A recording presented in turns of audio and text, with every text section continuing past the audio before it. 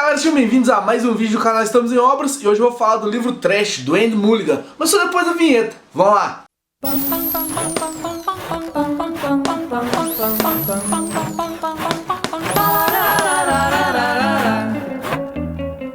Trash é um livro de aventura infanto-juvenil, porém ele trata de temas muito adultos aqui dentro. Eu vou começar fazendo uma sinopse, só pra vocês entenderem melhor o que é a história. O livro vai contar a história de 3 meninos que vivem no lixão: o Gardo, o Rafael e o Rato. E a vida desses 3 moleques é completamente fodida. Eles são órfãos, eles trabalham o dia inteiro no lixão pra arrumar o que comer, ter o que vender ali, né? Procurar coisa no lixão, poder vender e comprar comida a partir disso. E não é um lixão qualquer, é um lixão que deixaria o lixão de Avenida Brasil. Não sei se vocês assistiram a Avenida Brasil, mas aquele lixão é nada perto do lixão aqui de Trash. Esses 3 meninos têm mais ou menos na base dos 14 anos de idade, e o livro começa quando o Rafael encontra uma bolsa dentro do lixão. Nessa bolsa ele acha muito dinheiro, uma chave e um mapa. E podia ser uma bolsa comum, mas de repente a polícia chega nesse lixão procurando essa bolsa. E aí os meninos pensam: pô, se a polícia tá procurando isso aqui, tem alguma coisa a mais. Vamos correr atrás, vamos pesquisar. E é a partir daí que a aventura do livro começa, quando eles pegam aquela chave, descobrem pra que ela é e vão atrás da primeira pista pra desvendar o caso. Então assim, como vocês puderam ver, é um livro basicamente de aventura. Tem esses 3 meninos que vão fugir da polícia o tempo inteiro para tentar descobrir por que essa bolsa é importante e quem é o tal José Ângelo, que era o dono dela. Então são várias pequenas aventuras, vários pequenos pontos que eles têm que cumprir, descobrir pequenas pistas para chegar no final e descobrir a verdadeira identidade do dono da bolsa e o que ele escondia tanto que a polícia tava indo atrás. Mas o mais legal aqui é que o cenário do livro é indeterminado. A gente não sabe exatamente em que país, em que região se passa o Trash, porque tem vários elementos aqui que poderiam tanto ser num país da América Latina, poderia ser num país da Ásia. No caso do autor aqui, o Andy Mulligan, ele viveu muito tempo nas Filipinas, então o livro tem muita coisa das Filipinas. O lixão que é mostrado aqui é um lixão que realmente existia nas Filipinas. As regiões que ele descreve aqui são um pouco parecidas com as da Filipina, mas esse livro poderia ser adaptado para qualquer país subdesenvolvido. E a maior prova disso é que esse livro aqui virou um filme, e é um filme meio produção nacional. Ele se passa no Brasil, essa história se passa no Brasil e não perde em nada pra história aqui, porque como eu disse, ela é uma história mais universal de país subdesenvolvido. Tem muita coisa aqui que que eu vou discutir ainda, que é característico desses países e que poderia ser adaptado pra qualquer um. Isso é um trunfo aqui da narrativa e eu acho legal porque a gente se identifica melhor. E a gente tem 4 temas principais aqui, 4 temas sérios que eu falei que é uma obra infanto-juvenil, porém com temas adultos. São esses 4 temas que eu vou falar aqui agora. O primeiro deles é o tema da marginalidade. Os moleques todos moram no lixão e a situação lá é precária pra caralho. Na hora que o Rato aparece na história pela primeira vez, a gente vê a condição precária que o moleque vive. Porque ele vive numa sub-área do lixão, como se fosse um buraco no lixão assim, onde ele vive sozinho, porque, como eu falei, os 3 são órfãos, eles acabam vivendo de favor em algum lugar e tem que trabalhar o dia inteiro. Eles não estudam por causa disso, porque eles têm que trabalhar e correr atrás do lixo. Mas o Rato, a situação especial do Rato, é que ele mora numa caverninha cheia de ratos, cheia de sujeira. Então a situação dos moleques é muito precária mesmo, de vida, e a gente sente isso aqui na pele mesmo. Logo nos primeiros capítulos, né? Porque depois eles partem na aventura, a gente não sente tanto. Mas no momento que eles estão no lixão, escrevendo a rotina deles, é pesado. É aquela questão da marginalidade que a gente para pra pensar, tipo, porra, que pesados aqui. O segundo ponto importante aqui é a corrupção. Eu falei que esse livro adapta a todos os países da América Latina, países subdesenvolvidos, porque corrupção é um tema muito presente nessas nações, mais do que nas desenvolvidas. E a história aqui é uma história de aventura, porque tem o lado dos meninos, mas a história do José Ângelo, que é o dono da bolsa, é uma história de vingança por conta de corrupção. Tem muita coisa aqui que envolve políticos safados, envolve polícia sendo comprada por esses políticos, envolve dinheiro. Dinheiro, inclusive, o terceiro ponto mais importante que move essa história aqui é o dinheiro, porque ele que é a força motriz de tudo, assim. O José Ângelo deu um golpe nesse político e a partir daí o político tenta recuperar o dinheiro que o José Ângelo roubou. Só que o dinheiro também é importante pros moleques, porque os moleques vivem no lixão, numa situação precária pra caralho, e a partir do momento que eles conseguem botar a mão no dinheiro, eles conseguem mudar de vida. Essa é a expectativa deles, sair daquela situação ruim que eles estão vivendo e viver uma vida tranquila. E a partir daí entra o 4º ponto que move a história, que é o ponto talvez mais chave aqui, que é a moral dos personagens. Os políticos e a polícia, lógico, têm uma moral dúbia baseada no dinheiro e no quanto que eles podem ganhar com relação a isso. No caso do dono da bolsa, o José Ângelo, tem uma história aí por trás, que é uma história familiar, e que ele vai procurar vingança, buscando a moral mesmo, tentando recuperar a moral de um parente dele. Não vou contar exatamente o que acontece, vale a pena ler o livro aqui pra descobrir, mas tem muito essa moral arraigada do José Ângelo. Sem falar na moral dos moleques, porque os três meninos, né, o Gardo, o Rato e o Rafael, eles se movem basicamente pela moral. Quando eles descobrem que é um caso de corrupção, que o político estava roubando, eles querem continuar no caso, querem enfrentar todo o problema da polícia, principalmente por causa disso, porque eles querem fazer o certo. Fazer o certo é a coisa que move os meninos, e o dinheiro, vocês vão ver que ele não é tão relevante assim pros três. Eles vão procurar apenas a sobrevivência. Tanto que no final tá sendo muito bonita, que é um spoiler da capa do filme, assim, mas mesmo assim, é uma cena muito legal que mostra o desapego deles com o dinheiro inteiro e como que eles queriam viver uma vida simples. Agora que eu já falei da história em si, né, o que move ela, quais são os pontos chaves dela pra funcionar, eu queria discutir um pouquinho a estrutura narrativa do livro aqui. O que chama mais atenção é que é uma estrutura narrativa baseada em depoimentos. No livro aqui tem um personagem que chama Padre Juilliard, que ele trabalha no lixão ajudando a educação dos meninos, e é esse padre que vai colher o depoimento de todas as pessoas envolvidas no caso. E o livro é narrado a partir disso, desses pequenos depoimentos, tanto dos meninos quanto das pessoas que ajudaram eles durante a aventura. Então tem esse tom mais confessional,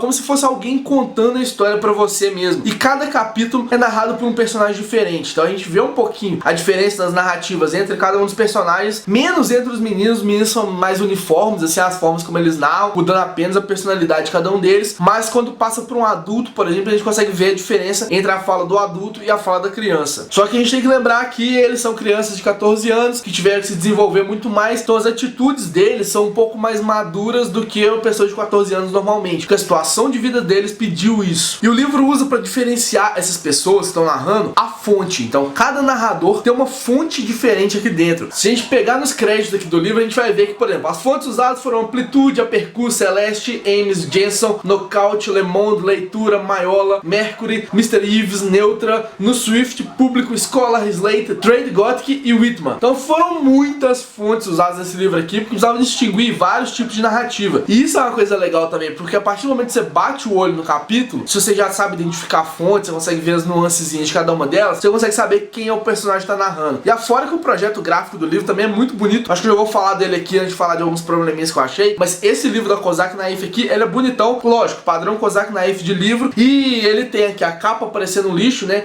E o mais curioso dele é que à medida que você vai entrando no livro, você vai vendo lá, a parte 1 dá pra ver o lixo exatamente, mas à medida que você vai evoluindo no livro, por exemplo, a parte 2 vai começando a ficar mais escuro, e à medida que a trama vai chegando no final, a gente praticamente não vê mais o lixo. Aqui é a parte 3, né, que ainda tá pra ver um pouquinho do lixo, pra gente chegar, por exemplo, na parte 4, que tá praticamente tudo escuro, pra chegar na parte 5, que é a última parte, com só uns resquíciozinhos e praticamente tudo preto. Na hora que a gente chega no apêndice do livro, né, quando a trama vai evoluindo, ficando mais sombria, os meninos vão começando a sair do lixão, tudo preto. O apêndice é praticamente todo preto assim, não tem como fugir disso porque o projeto gráfico pediu. Porém, esse é um livro infanto-juvenil. E esse projeto gráfico, eu acho que não vende tanto um livro infanto-juvenil quanto deveria. Ele é muito mais sério do que o livro pede. O livro é divertido, é um livro de aventura, com temas sérios, lógico, que a gente torce pelos personagens o tempo inteiro, a gente acompanha a narrativa deles empolgado. Então é um livro bom, mas o projeto gráfico dele, apesar de bonito, não segue o que ele pede, assim, eu acho. Mas além disso, a linha narrativa que eu falei, dividida em vários capítulos, com o personagem narrando, ela tem alguns probleminhas que me chamaram a atenção. O primeiro deles é que os capítulos dialogam entre si, o que é bem estranho, na verdade, porque se o Padre Juilliard tá colhendo depoimentos, é comum que a pessoa dê o depoimento direto dela, conte a história inteira de uma vez só. E aqui no livro parece que não. Os personagens meio que se intercalam assim na narrativa. Tem uma hora que aparece a Olivia, que é uma missionária dos Estados Unidos, tá aqui pra ajudar no lixão, e ela começa a falar, só que parece que ela ouviu o que os meninos falaram antes. Então é estranho isso, porque não parece sentido nenhum isso acontecer, mas acontece. E outro ponto decorrente disso também é que como cada personagem teoricamente contaria sua história como um todo, não teria divisão de capítulos entre o mesmo personagem. Porque lógico, ia ser muito legal se pegasse os personagens diferentes, intercalando, cada um contando uma parte da história. Porém, esse livro não faz tanto isso. Tem vários capítulos seguidos do mesmo personagem. E para marcar que é o mesmo personagem, o autor Wendy Mulligan sempre começa com uma coisa tipo, ah, aqui é o Gardo de novo. Ah, o Gardo continua aqui. Ah, agora é o Rato. rato. O rato continua. Não precisa, porque como a narrativa é contínua, não precisava nem da divisão de capítulo. Isso fica estranho pela forma como ele decidiu contar essa história. Se ele decidiu fazer a partir de depoimentos, ele tinha que ter pensado um pouquinho melhor nessa estrutura aqui também, que eu acho que ficou falha. E tem um último ponto também, que eu acho que é um ponto bem besta, mas que se eu fosse revisor disso daqui, eu acabaria barrando, é que o rato, os capítulos que o rato narra, tem uma fonte diferente. Só que aí a gente tem um problema, porque como que tem uma fonte diferente se o rato é o único personagem analfabeto? No livro aqui ele fala que tá escrevendo, né? Todos eles falam que estão escrevendo o depoimento. Isso piora ainda mais a questão do depoimento, né? Que o padre Juliet tá juntando cartas. Então não teria essa história de divisão de capítulos, não teria o porquê deles continuarem a falar, o rato aqui de novo, não teria. Mas mesmo assim, o rato pede pra alguém escrever pra ele e a fonte do rato é diferente do Rafael e é diferente do Gardo. São os dois meninos que estão com ele, que escrevem por ele. Isso é muito estranho, assim, é coisa besta, mas na hora que a gente para pra perceber, tipo, pô, a letra do rato não tinha que ser diferente da letra do Rafael ou do Gardo, dependendo de quem estiver escrevendo pra ele. Mas apesar desses pequenos pontos que eu falei aqui agora, é um livro divertido, eu gostei bastante de ter lido Trash. É uma aventura mesmo, uma aventura infanto-juvenil, então você vai torcendo pelos personagens, você corre junto com eles, você entende o contexto que eles vivem, né, o contexto fudido que eles vivem, você entende como funciona e não deixa de tentar adaptar ele aqui pro Brasil, porque a gente pode ver os personagens aqui com a gente. É muito legal poder ver isso aqui num livro estrangeiro que pode passar em qualquer lugar e numa aventura muito bem feita, uma aventura que faz todo sentido dentro dela mesma. E esse livro aqui, igual eu falei no início do vídeo, deu origem a um filme de mesmo nome que foi lançado ano passado, em 2014, e o filme é muito fiel ao livro, assim, tirando a parte que ele adapta várias coisas aqui pro Brasil. O filme tem o Wagner Moura e o Selton Mello no elenco. O Wagner Moura faz o José Ângelo, que é o dono da bolsa, e o Selton Mello, o policial que persegue os moleques, mas o grande destaque do filme são os três meninos, né, os que fazem o Gardo, o Rato e o Rafael. Os três estão muito bem, e a história é muito melhor ambientada num país só, como é ambientada aqui no Brasil. Você vê muitas coisas que foram adaptadas pro cenário aqui do Brasil, muitas coisas legais que foram feitas, e ele é fiel à obra também. O filme vale bastante a pena poder ver, é um filme interessante, eu curti ele também. Tem nos torrents da vida, dá pra achar ele tranquilo, e ele é bilíngue, então é português e inglês o filme, então é mais tranquilo de poder assistir. Mas tá aqui, procura o filme, procura o livro que vale a pena.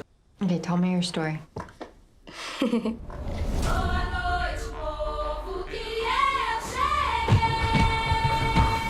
My name is Rafael. I am 14. I work in the trash.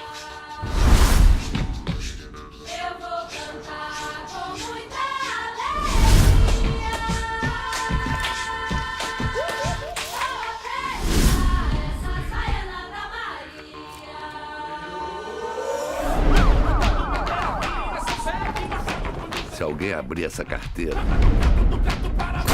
tem que morrer. Então é isso, faz aquelas coisas de sempre, curte, compartilha o vídeo, mostra pros amiguinhos, se inscreve no canal se não for inscrito e me conta aqui nos comentários. Você já leu o Trash, você já viu o filme, você ficou interessado em poder ler ou ver o filme? Me fala aqui nos comentários que eu quero conversar com você sobre isso, beleza? E aqui também na descrição do vídeo tem todas as minhas redes sociais, tem também um link pra vocês poderem comprar o livro a partir dos associados aqui do canal e ajudar a continuar crescendo aqui. Então tá tudo aqui na descrição do vídeo, quero conversar com vocês nos comentários e ó, um beijo e até o próximo vídeo.